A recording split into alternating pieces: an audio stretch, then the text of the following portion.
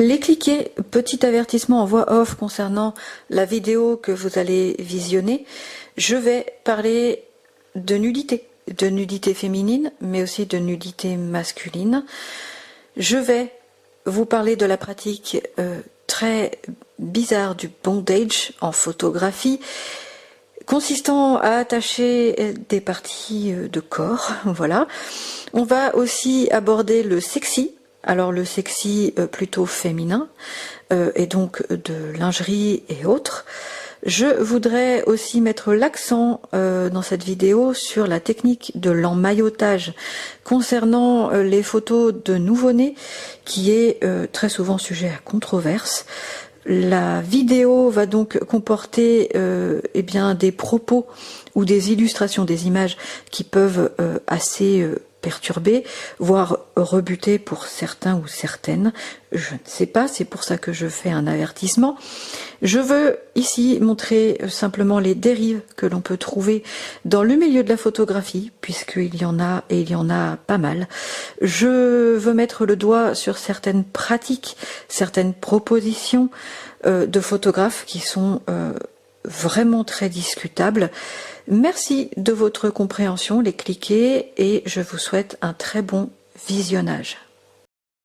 Salut mes cliquets, j'espère que vous allez tous et toutes très bien. Me revoilà dans une vidéo que je n'ai jamais abordée sur ma chaîne. On va parler de la photographie controversée, la photographie perturbante et la photographie qui dérange. Alors, si je regarde par là, c'est que j'ai mon texte juste en dessous. Et comme je ne l'ai pas appris par cœur parce que je suis une grosse flemmarde et qu'en ce moment je suis avec ma cyclothymie très fatiguée, ne m'en veuillez pas. Je retrouve ma ligne. Je vais donc aborder cette vidéo en 4 points. Voilà, on va parler des dérives, on va parler de certaines pratiques plus ou moins discutables, on va parler de techniques photographiques qui existent et qui parfois peuvent, appelons un chat, déborder clairement du côté obscur de la force, hein, lors d'une séance avec un photographe tel qu'il soit, c'est-à-dire expérimenté, amateur, débutant et professionnel. Et ça, c'est très malheureux. Comme dit dans le disclaimer que vous avez écouté, j'espère, avec ma voix, seulement ma voix, en tout début de vidéo, on va donc parler de sujets un peu perturbants. On va donc parler eh bien, de nudité, on va parler de techniques assez bizarres qui s'appellent le bondage. On va parler de photos érotiques, voilà, on va parler de nu intégral, etc., etc. Donc il y aura forcément des exemples ou des moments où je parlerai de choses un peu, voilà, plus ou moins... Bon, passons. Je voudrais aussi... alors cette vidéo se fera en 2 parties, hein, je ne sais pas si je vous l'ai dit, hein. Se fera en 2 parties parce qu'il y a beaucoup de choses à voir. Voilà. J'aimerais aussi vous parler de l'emmaillotement du nouveau-né. Alors ça, je le ferai en seconde partie de vidéo parce qu'il y a des choses à voir sur ce point de vue là aussi. Donc, les choses qui dérangent en premier. Alors dans le nu, notamment en photographie, on aborde plusieurs choses.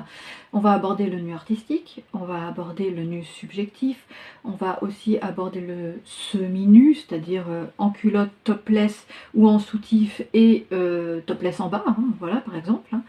On va parler de nu érotique qui peut être absolument sublime, sauf quand ça déborde. Et on va aussi parler, et c'est là qu'intervient le disclaimer, de nu trash. Le nu trash, c'est pas top, hein, clairement, c'est pas ce que j'aime en photographie, de toute façon, c'est le nu vulgaire, hein, tout simplement, le nu cru, du nu pour faire du nu, quoi, donc, voire même pornographique en fait, voilà. Je retrouve ma ligne. Alors, tous ces thèmes sont connus et reconnus depuis la nuit des temps, ont été photographiés plusieurs fois, etc. bien sûr, mais peuvent donc facilement, très facilement, je vous l'assure, déborder. Bon, alors on va plutôt effectivement se fixer sur une séance de nuit érotique qui peut prêter à confusion, voilà, et de trash, bien évidemment, bien sûr, plutôt que les autres qui peuvent être plus ou moins compris, malgré que de toute façon, c'est, alors attendez, 1, 2, 3, 4, 5 thèmes, 5 thèmes dans le nu, donc, soit débordables de toute façon. Quand on propose à un ou une modèle de se mettre nu, totalement ou pas, on va forcément instaurer un climat de confiance, un climat tout à fait respectueux et là mutuel évidemment.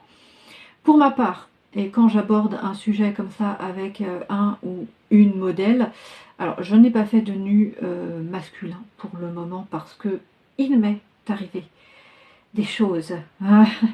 Ce sera peut-être des sujets à faire, enfin sujets à faire des story time, mais ça je garde pour plus tard. Hein. Donc je n'ai fait que du nu féminin, et quand bien même de toute façon à chaque fois que j'aborde une séance de nu, eh bien il va y avoir des conditions. Et il va y avoir des conditions écrites, tout à fait. Pourquoi? Parce que comme ça évite à l'un et à l'autre de se dire ah bah ouais mais on avait dit ça et finalement tatati tata chouette. J'ai le contrat, c'est écrit, il n'y a rien à dire. Voilà. Après, il faut quand même de toute façon respecter à la lettre ce que vous abordez avec votre modèle. C'est une certitude. Donc à savoir quelles parties du corps vont être photographiées et vont être regardées par la photographe, en l'occurrence moi. Qu'est-ce qui va être visible sur la photo ou pas, quelle position aussi aborder lors d'un shooting de nu, c'est très important, la lumière qui va être utilisée, etc. etc. etc. Alors, j'ai envie aussi de parler, et là je pense que ça va être un long discours, des réseaux sociaux. Des réseaux sociaux et des groupes qui se disent spécifiques dans la photographie et voilà, administrateurs, administratrices, photographes, machin, tatata. Ça va être un discours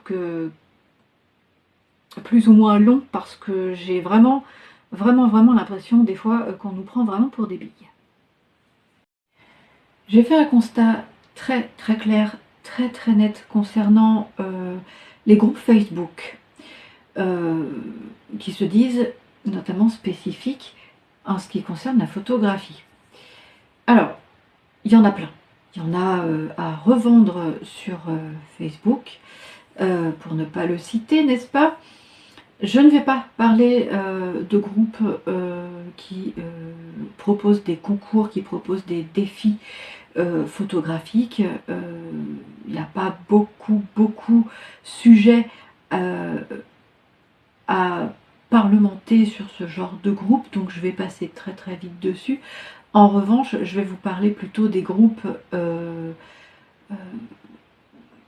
dont l'intitulé est recherche photographe, recherche modèle, des groupes où on peut aussi faire eh bien, plus ou moins facilement sa publicité, chose que je fais tous les lundis. Donc hier, vous voyez, j'ai passé 1h30 à faire ma publicité, ma com sur les réseaux sociaux et notamment donc sur ce genre de groupe. Voilà, ça, on peut faire ses annonces, on peut y faire tout un tas de choses, présenter son travail, etc., sa micro-entreprise ou que sais-je encore. Et puis, ma foi, attirer de la clientèle, ça m'est déjà arrivé d'attirer voilà, des clients qui sont maintenant récurrents, notamment quelques prestations de services, mais aussi beaucoup de collaborations. Alors, c'est des groupes auxquels j'ai donc adhéré. Ce sont des groupes qui m'ont accepté. Ces groupes engendrent beaucoup de posts, beaucoup de contenus, tels qu'ils soient plus ou moins différents, évidemment. Alors maintenant, bien sûr, il y a du contenu sérieux, voilà, et il y a du contenu absolument pas sérieux du tout.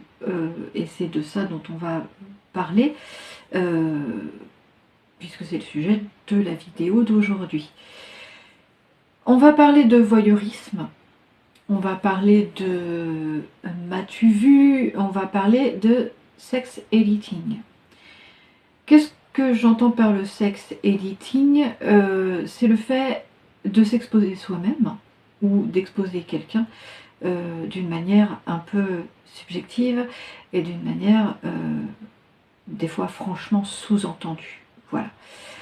Chose que l'on retrouve du coup sur ce genre de groupe dans lequel je suis et que je vois trop fréquemment, voilà, de choses comme ça et de contenu vraiment, on va dire, plutôt explicite.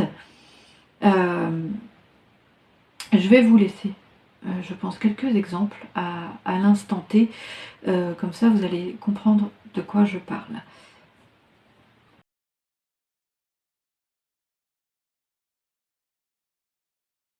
Il y a énormément, oui, comme vous l'avez constaté donc à l'instant avec les photos, de photographes, alors qu'ils soient expérimentés, débutants, amateurs, voire même professionnels, hein, on voit de tout, qui publient eh bien, ce style de photos. Alors je ne sais pas ce que vous en pensez, mais moi vraiment, quand je vois ce genre de photos, je suis désolée, peut-être, ok, j'ai les idées mal placées.